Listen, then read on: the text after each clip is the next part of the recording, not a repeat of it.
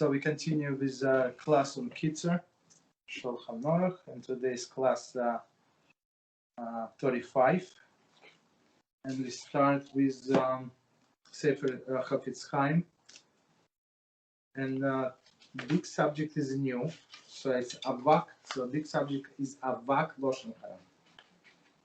Avak is like a dust. Okay, so they have negative allusions.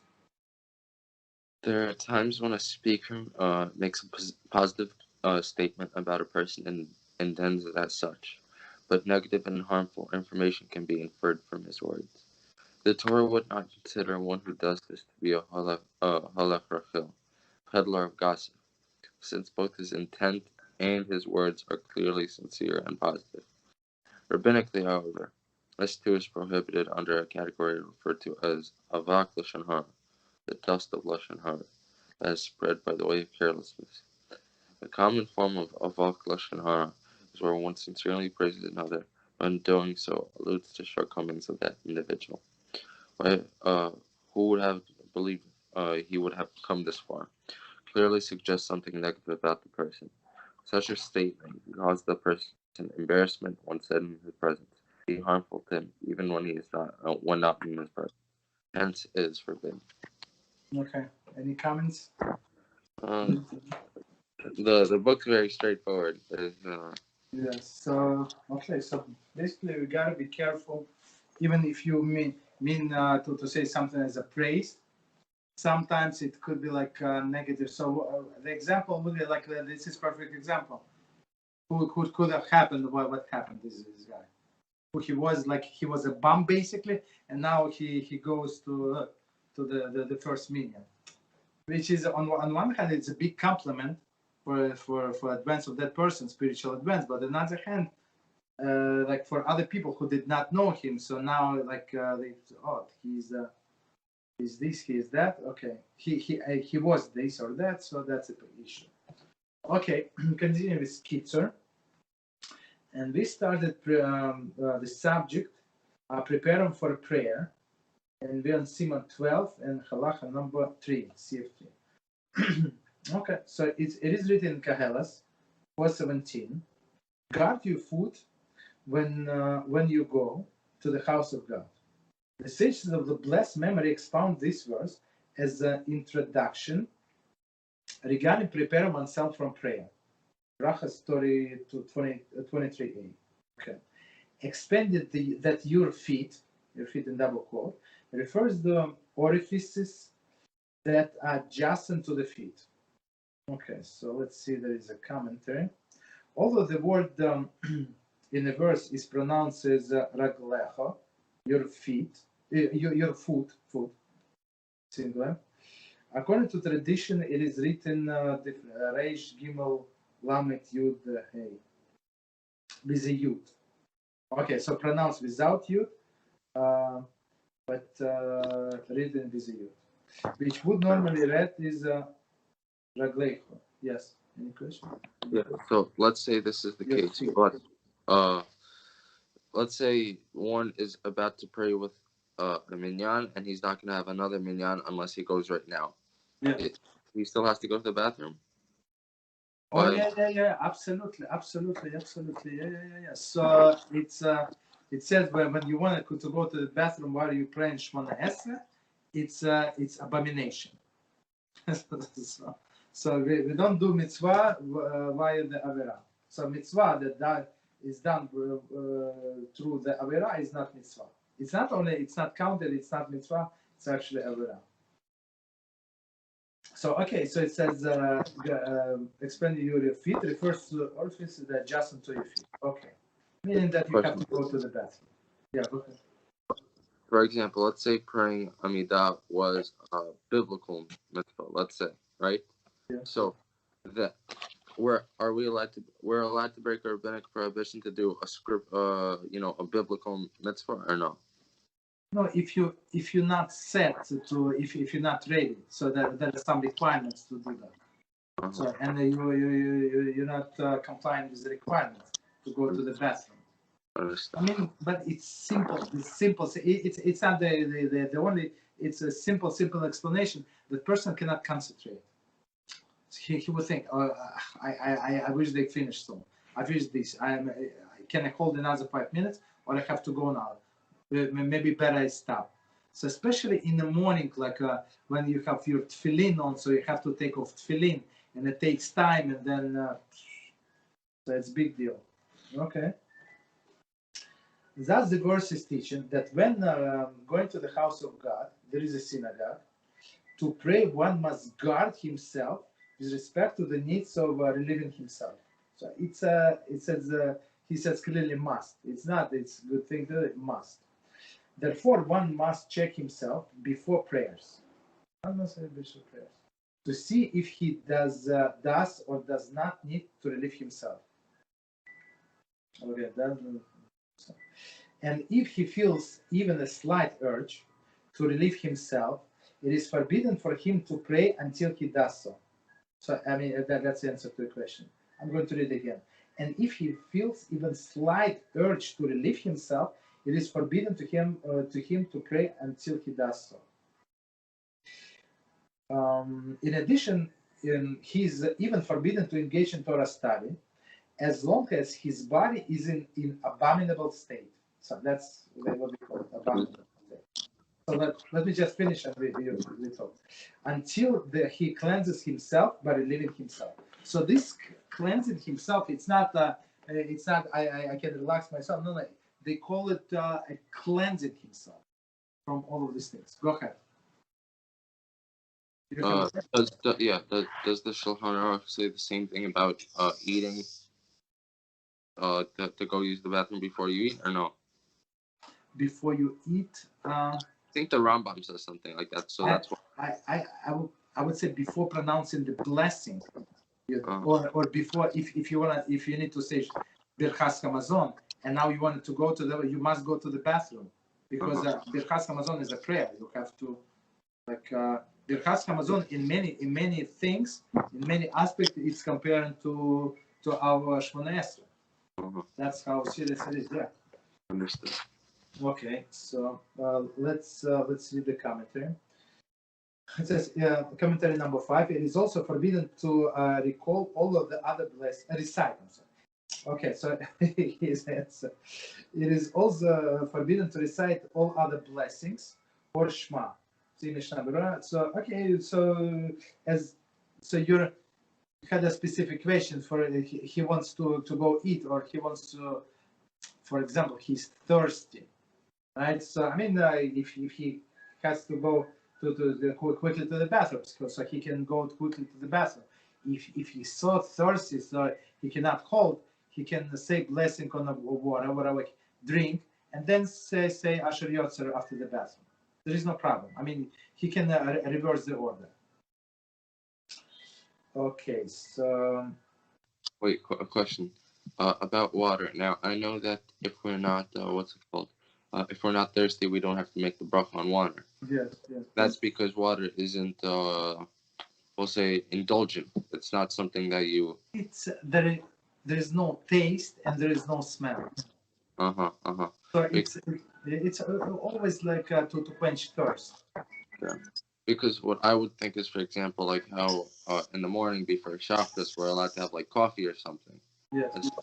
Because it's not for it's for another purpose. It's not for taste. It's not to actually eat. And so I thought maybe it's for concentration. If it's going to help you to concentrate, so you're allowed according to all authorities. Yes. Yeah, exactly. So I was thinking maybe the same goes for, let's say, something like coffee or milk. You don't have to make a bracha in certain situations. Because no. What's I said? These all other things you actually derive enjoyment from coffee, from milk. But with the water, you cannot. I mean, the water is water. Even some people say it's this water is tastier than that. Maybe they add something to the water, maybe some sugar, but it's not clean water. I mean, it's unless it's actually it's not true. Maybe like I remember like we were in a park, this national park, and this water tastes like different. Did I like it? Different. I don't know. Oh, it's cool. But for when the Shulchan Aruch talks about chakras, doesn't it say that we're allowed to have, like, for example, coffee because we derive no enjoyment from that as well? No, it's not. It's not about enjoyment. You can derive enjoyment from coffee before shacharis, but your main goal, so you can concentrate on your prayer. Or in the summer, like if you're thirsty, so for the, you woke up and you're thirsty, you want to drink something.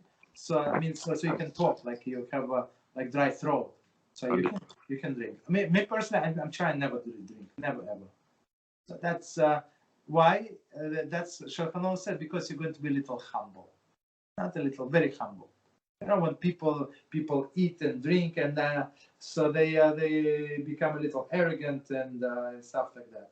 Especially so in Shulchan Aruch it says, Mishnah Brura explains. They say do not add if you drink what is it, coffee without sugar and without milk. Don't make it like a rich, nice beverage.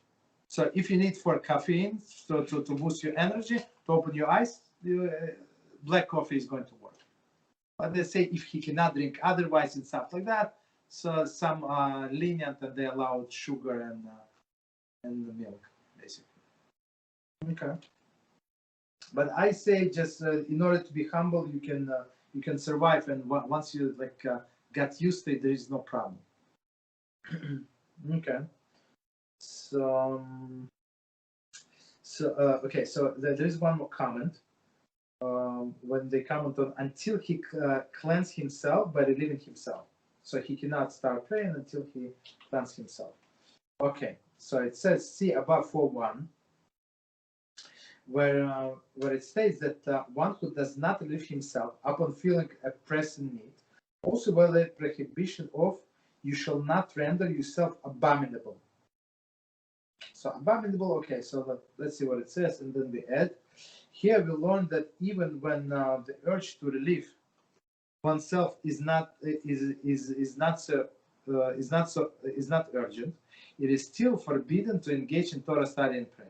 So even if he wants to go to the bathroom a little, that's what he must do. And they explain, I think we said there, or Mishnah Brura, I remember said that, so it can make, especially men, we're talking about men, sterile. So he would not be able to have children if he holds back. So so basically that's he made himself abomination. That's a big deal, basically. Continue. If one has already prayed, despite feeling need to relieve himself, if he evaluates himself and concludes that when he started his prayer, he would have been able to hold himself back for an amount of the time that takes to walk a parsa,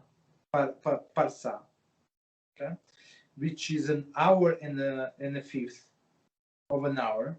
There is 72 minutes. Then his prayer is valid after the fact.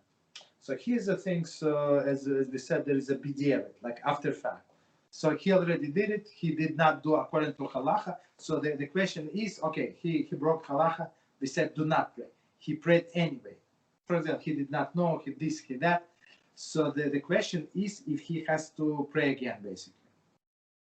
So if he could have held back for an hour and 12 minutes, so which is very long time. So it says,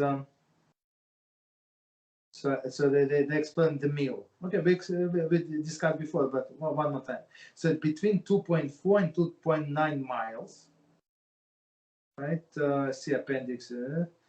According to Bir Halacha, he must be able to actually walk that distance without having stopped to relieve himself. So Bir Halacha is more stringent. So it's okay. 1 hour and 12 minutes. You can maybe sit or stand or drive in the car and sit on the couch if you want. But walk, that's a different thing. So I would say it's much more stringent. So when you walk, so you would feel the more urge. So okay. So that's the thing. So 1 hour and 12 minutes, and plus if you go by stringent opinion while walking. So basically, most of the time, this prayer was in vain, basically. Let's see. But if he could not have held himself back for that long, even in a case where he has already prayed, his prayer deemed abominable, and he must pray again. So very straightforward. So you ask me if he can pray if he's going to lose the minyan. So what can he do? He has to go to the bathroom. Right? That's the halacha. Otherwise, it's like abomination. It's better not to make abomination and pray in yichus by yourself than do this abomination. Commentary. Only Shmona Esra must be repeated. Okay. If one recited Shema and all the other blessing in this state, although one is forbidden to do so, they do not have to be repeated. Mishnah Brura 92.6. Okay. Bir Halacha 92.1. Okay, so basically, Mishnah Brura give us a huge discount. Yes. So a huge discount, and he said only to repeat Shmona Esra. Okay, continue. So basically, like me personally, I'm trying to be stringent. One of the things it's we have this tradition to accept upon ourselves before Rosh Hashanah some things, right? So some things in the merit of the things, whatever you accept it upon yourself. So and you ask Hashem to give you whatever you want to get, right? So they say do not accept big things because many people fail, but small things that you can do, so accept it upon yourself. So many years ago, I accepted to myself to make sure that I use the bathroom like before every Shmona Esrei. Understand? So to be a little stringent. I mean, it's not stringent. It's according to the law to check yourself. So I'm trying to be careful with that. For example, right? So okay, but on the other hand, if you check yourself and you didn't want to go, and now in the middle of Shmona Esrei you feel the urge, so it's totally different. You're allowed to finish. There is no problem. But we're going to get to it. Some say that if one is able to hold himself back for the amount of the time that it takes to walk parasah, so in this hour and quarter, it is even permitted for him to pray initially. Okay. One may rely on this opinion if he's in such situation that by the time he relieves himself, the time of the prayer would have passed. So meaning even like by individual, it's too late to pray. So commentary. This is only the case with regard to the time of the prayers. However, one should not rely on this opinion to enable him to pray with the Minyan. Mishnah Brura 92.5. Okay, so that's Mishnah Brura clarifies it's. I mean, so you're going to lose the mitzvah praying with the Minyan, but you still pray it on time, and you check yourself. Okay, so basically, try to go stricter opinion. Check yourself before the Shmona Esrei, before the prayers and stuff like that. Okay. So next commentary. There the Kitzur discusses the law that pertains to one who feels the urge to leaving himself only after he began the Shmona Esrei. Or see below 1816. So in the laws of Shmona Esrei, we're going to discuss all of these things. Okay, we're going to get to it. Beezrat HaShem. Okay, next halacha number 4. We have seen above 10:23 that one is required to maintain guf naki, clean body. So clean body, it's one of the requirements. While wearing tefillin, and it is therefore prohibited to wear them while one feels the need to pass gas. In this year, we learned that the laws pertaining to reading the Shema and prayer, even without wearing tefillin, while one feels the need to pass gas. Okay. Pass gas. Okay. So continue. So okay, one who is certain that he cannot hold himself back from passing gas until he finishes reading the Shema, right, and the Shachar Shmona Esrei prayer. It is better that he let the time of reading the Shema and the time of the prayer pass than the praise without clean body. So they say do not pass gas, basically. So commentary. This halacha is applied only if one who is certain that he will pass gas. Everyone who is not certain may not delay the recitation of the Shema Shmona Esrei due to concern that he may pass gas. So, for example, if somebody has this, I don't know, stomach virus, this virus, that virus, and he's basically sick and he has diarrhea and stuff like that, so that's the problem, right? So he cannot maintain the clean body. So in this case, they would, the way I remember we learned in Mishnah Brura says, so do psuki de do all of the carbonos, do psuki de zimra without tefillin, right? Then you need to pass gas. So and when you're sure that you have you can do, like, you can hold yourself back for a Shema, for recitation of the Shema with the blessings in the Shmona Esrei, or at least one at a time. So that's what you must do. Okay. So you then when you're ready, put tefillin quickly, say Shema, and then take tefillin off. So okay, so let's read the last sentence, and there is another comment.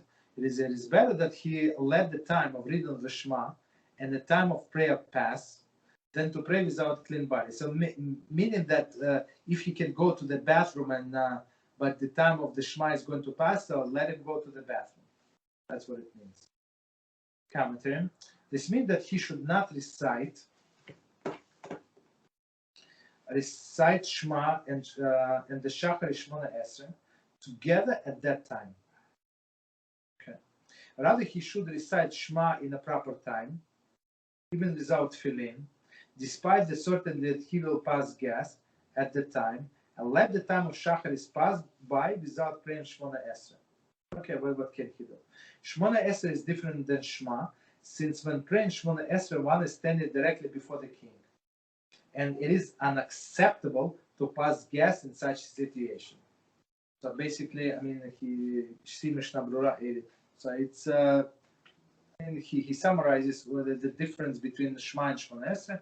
So Shema, even Shema is biblical, there is no question about it. But Shmona Esrei is rabbinical. But difference between them, in Shmona Esrei you're standing in front of the king. Okay, that's the thing. Okay.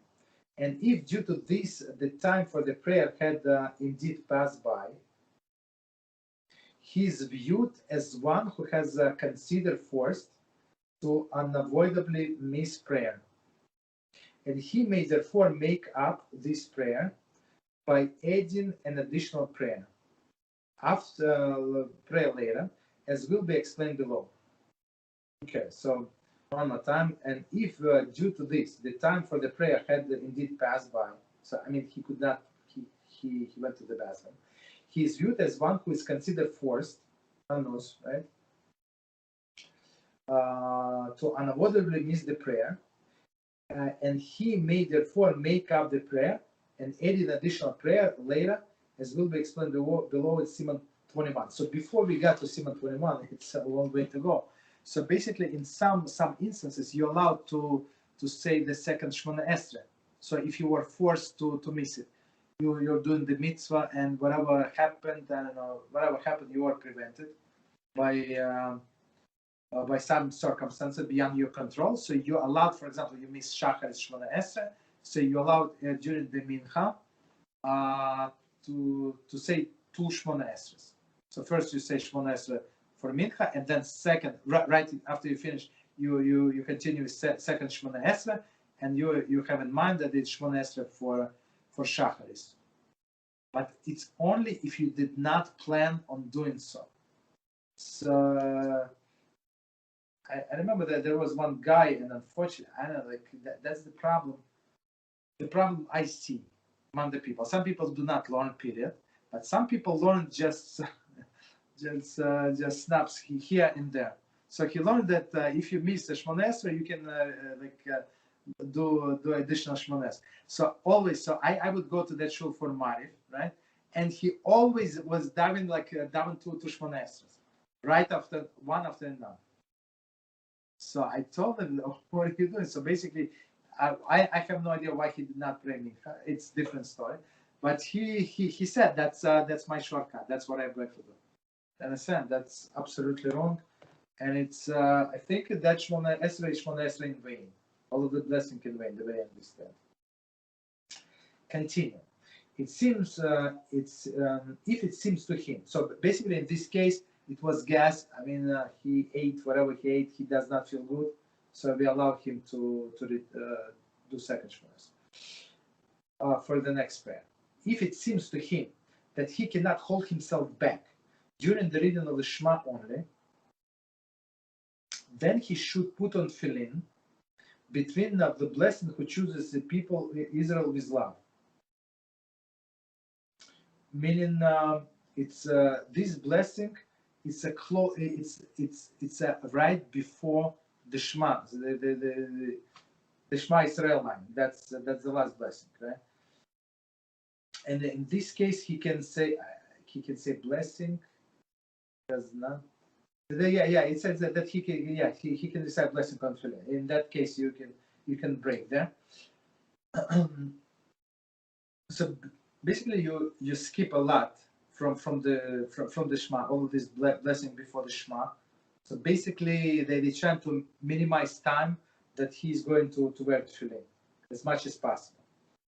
So one more time between the blessing who chooses his people Israel with love and beginning of the Shema, right? And so basically, that's in our Sidurim. It says you can answer Amen. Some people do not answer Amen. They say Be'ahava with love, meaning with a Chazan, but it does not make any difference. Okay, in this case, according to our poskim, you can talk. So okay, the beginning of the Shema and recite the blessing on the tefillin. Sipri Magadi. Okay, recite blessing on tefillin. Immediately after reciting the Shema, he should remove his tefillin. However, he may continue wear a tallis because it does not require clean body. So for tallis, as we said before, it is article for that you use it for tefillah on one hand. On another hand, it's an article of clothing. It is respectable, but not you don't need to have clean body basically for this. And Sipri Megadim commentary, Mitzuda Zahav paragraph 1, which discusses the halachas regarding one who suffers from chronic condition that causes flatulence. That's poor people, and it's not that easy. So in some cases they would like excuse them basically from putting on tefillin or give him, or if he knows that he can hold like I don't know himself for 2 minutes. So in these 2 minutes he has to put tefillin any time during whatever he has and say blessing, Shema, and take them off. Unfortunately, that's some people suffer like that. Okay, let's do number 5. It says the one must wash his hands with water until the wrist, Rambam, before his prayers. Okay, so let's do a few commentaries. One need not dry his hands before beginning to pray. I mean, you usually we do, but it's not necessary before the prayer. 18 commentary. 3 of the daily prayers. So before you pray, so you have to wash your hands. So, for example, if you left your house and the shul is not that far from you, for example, and you did not touch shoes, and for example, if you went to the bathroom in your house after you put on shoes, and you did not touch all of the places that are usually covered, so you're not obligated to wash your hands when you came to the shul. If you're not sure, if you're not going directly from home when you just wash your hands, so of course you need to wash your hands up to the wrist, and same as we do in the morning.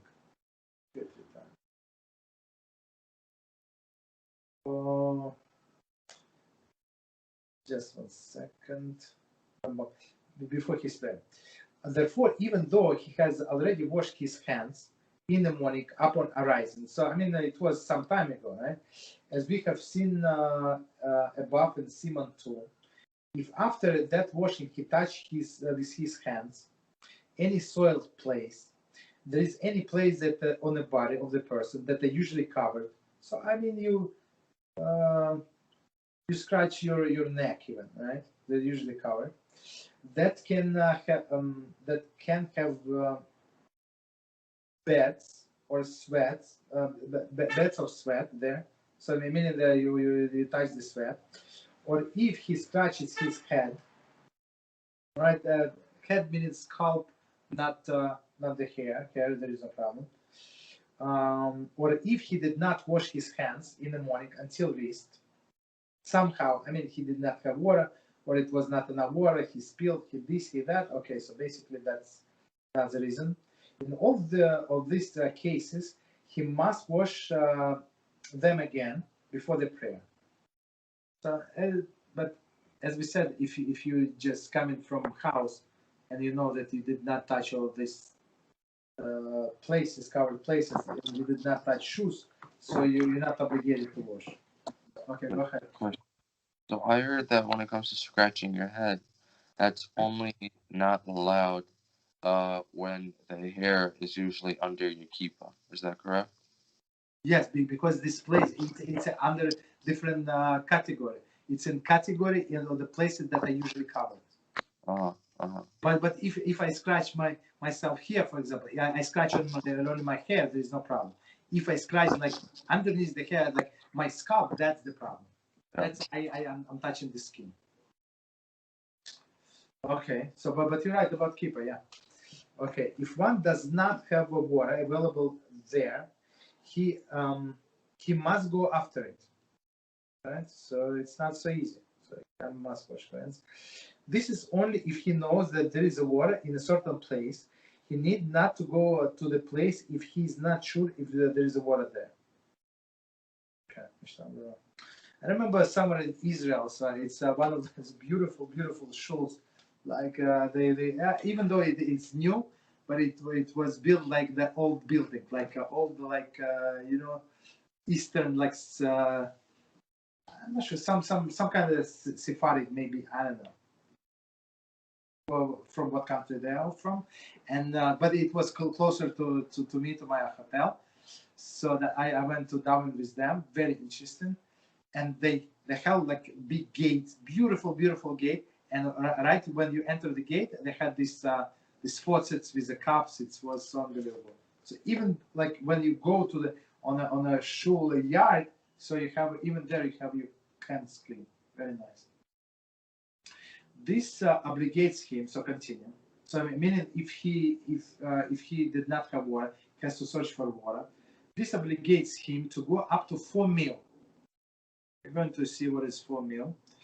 This is equivalent to 1 parasan, which is 1 hour. See above note 8. 1 second. So meaning 2.4 to 2.9 miles, right? Which is it's very far. If water in a route that is light before him, or up to a mil, 4 meals, or up to a mil. So okay, after a mil, if the water is behind him, there is on a route that he has already traveled. So basically, if it's on your way, so we're talking about here, if he's going to pray alone, I guess, right? So it and the time for the prayer is not going to pass. Right? That's the way I understand. So if he can go, so it doesn't matter. He stops here or he stops 1 hour later. So why does the Kitzur first talk about because this only applies to someone traveling, to someone traveling from city to city, for example, but the person inside. So why does the Kitzur decide to talk about someone traveling before someone in his normal space? Because I would say if a person prays in a shul, there is always water there. Mm-hmm. There is no question about it. I mean, Okay, or if he's in a city, like maybe there is a well or whatever, there is easy access to the water somewhere. But when you travel, there is not always the water available. Mm-hmm. Understood. Okay, so or for example, you're driving on a highway, wherever you're going, whatever upstate, and you have friends, and you said let's pray mincha, because otherwise we're going to forget. We're going to do this and that. So and there is no water. So and somebody said let's drive to that rest area, this rest area when there is water. The bathroom there is water, so that's what you must do. You have to go there, go to the bathroom, wash your hands, and if you want to pray there, pray there. If you want to pray to another place, that's I mean that's how I guess apply in our time. So one more time, there is one more comment. So it's in all of the halachas, I would say, they say 4 meals going forward. So meaning it's not to inconvenience you. You're going there anyway, or 1 meal going back or to the sides. Okay, so continue. I mean, not continue. Commentary. This formula is speaking of a person who is traveling. If he is traveling in a certain direction and he wants to stop to pray, he must continue on this way for up to 4 meals to obtain water to wash his hands. If water is to be found up to 1 meal behind him, or in any direction that is out of his way, he is required to go there to wash, meaning left, right, whatever, out of his way. For one who is not traveling, any movement is considered out of his way. So meaning 1 meal if he's not traveling. Consider out of his way, and need go only up to 1 meal to obtain the water. Okay, so it's like I don't know, like 17 minutes, 18 minutes, whatever time it is. See below, see if 8 for other exception to apply to here as well. So basically, or if you're going to pray with, you're going to lose a minyan to pray with a minyan, so we don't make him to go somewhere to change the water. So it's not it's not smart. I mean, it's not that strict. So the thing is to cleanse your hands. So you can cleanse with a napkin, for example. Napkin also clean, or a piece of rag. I mean, something, right? I think the Talmud uses the expression of pebbles. So pebbles meaning that they can clean your hands. Okay, go ahead. No, I wanted to ask something, but I ended up understanding that usually for some things, let's say some surfaces, let's say you touch, all you have to do is wipe your hands down. You don't have to use water. But for others, water is mandatory. So my question was going to be if one needs, it talks about if for those where water is mandatory, one is allowed to simply, wash his hands against the rock. But I see from here that it's allowed. I mean, the first preference is always water, because water is it means it has this cleansing ability. So, but if there is no water, so then there is a descending aura. What else you can use as a cleansing agent? That's I would say the answer. Okay, but let's see. Continue. However, if one fears that by going all this way, the time for the prayer will pass, which is very possible. So commentary. According to Mishnah Brura 92:20, even if going that distance will cause him to miss praying with the congregation, he does not have to travel to the water. As we said that, so but he can cleanse himself, hands some other way. He should instead clean his hands with the pebbles. It's from a Talmud, yeah, pebbles or with the earth. So or with the sand. So basically, all of these cleansing agents, right? or with any other substance that cleans. Commentary. Earth is considered something that cleans, presumably due to the abrasive properties. Elsewhere. Okay, Mishnah Brura uses example of the dry cloth. So, I mean, okay. So earth, I mean, if he has napkins today, like Bounty, these paper napkins, I mean, that would be more preferable than earth or pebbles and stuff like that. So, okay. With any other substance that cleans, and then pray. So, meaning not to miss the Minyan and stuff like that, not to miss a time for prayer. This is derived from the wording of the verse that refers to the obligation of washing before praying. As it is written in the Tehillim 26:6, I wash in cleanliness my hands, etc.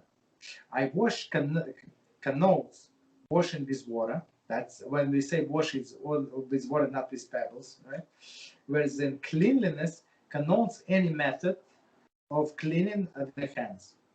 These contradictory complications are resolved as follows.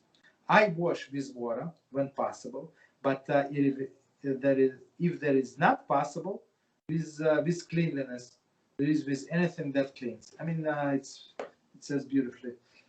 So the difference between Kitzur Shulchan Aruch and Mishnah Brura. So in Mishnah Brura, he goes through all of the details, and to get to this concise point, it would take us very, very long time.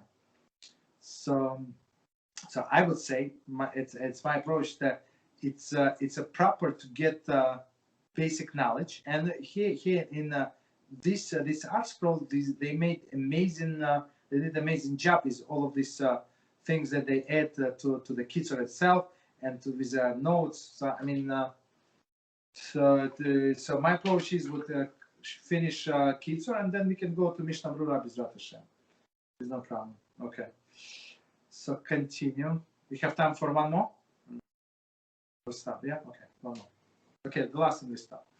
If one washes his hands in the morning properly, and he has no certain knowledge that his hands later become unclean from anything, so commentary, this is not contrast to the previous year, where he either did not wash the hands properly in the morning, or he did, but they subsequently became unclean. Okay. Nevertheless, since in the interim his attention was diverted from the cleanliness of his hands, even if he spent the time in between studying Torah, it is also considered as diversion of attention from the state of his hands. So he must also wash with water for the purposes of praying. So here they say, we're going to read the commentary now. So if, as in an example that I gave, so if you're at home and you said those blessings in the house, and you just put on your shoes, whatever you put, you went to the bathroom, you wash your hands, so and you just walk to the shoes, so you can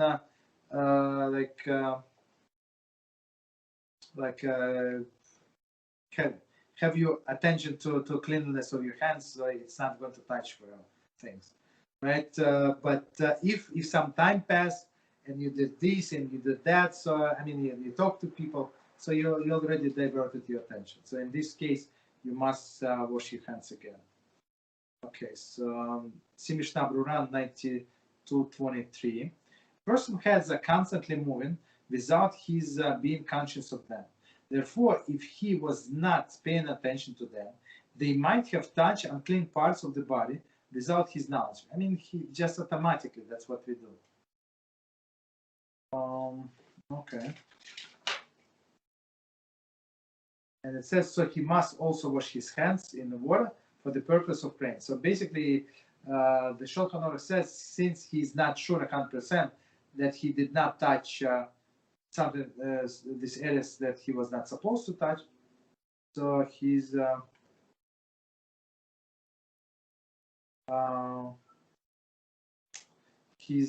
has to wash the hands. Commentary.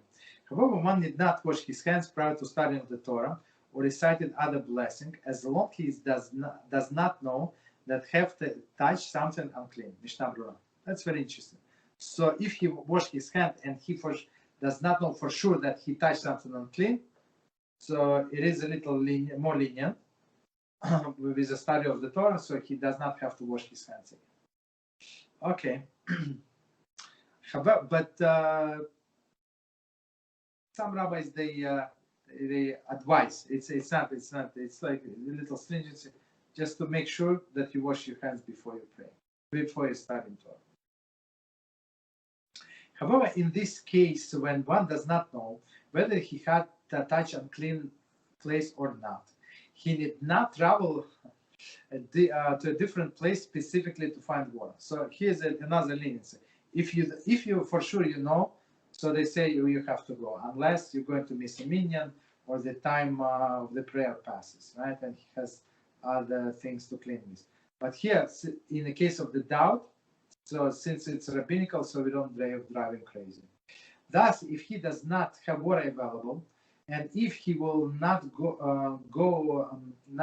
to get it, he will miss the prayer.